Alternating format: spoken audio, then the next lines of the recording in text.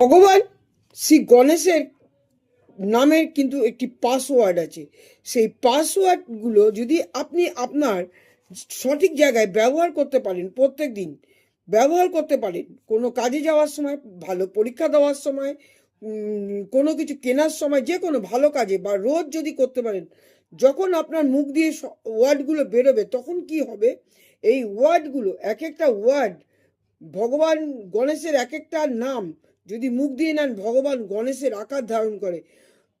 পুরাণকালে অতি মুনি ঋষিরা এই নামগুলো একত্রিত করেছিল এবং করে এই নামগুলো মানুষ যদি বলে, ঠিক করেছিল, এই মানুষ যদি বলে এই কাজগুলো করে, ইম্পর্টেন্ট কাজগুলো করে, অবশ্যই সেই কাজগুলো সফল হবে।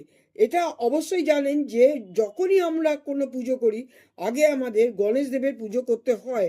তাই জন্য এই নাম, কটি নাম আপনারা অবশ্যই আমি লিখে দেবো, আপনারা মুখস্থ করে এই নামগুলো প্রত্যেক দিন আপনারা নেবেন বা কোনো কাজে গেলে নেবেন, অবশ্যই কাজ সফল হবে। একটা হচ্ছে সমুখ, একদন্ত, কপিল, গজকর্ণক, লম্বোদর, বিকট, বিঘ্ননাশক, বিনায়ক, ধূম্রকেতু, গণাধ্যক্ষায়, ভালচন্দ্র আর গজানন, এই কটি নাম অবশ্যই যদি আপনারা প্রত্যেক দিন নিতে পারেন, অত্যন্ত সুফল বা সফলতা অবশ্যই লাভ করবেন।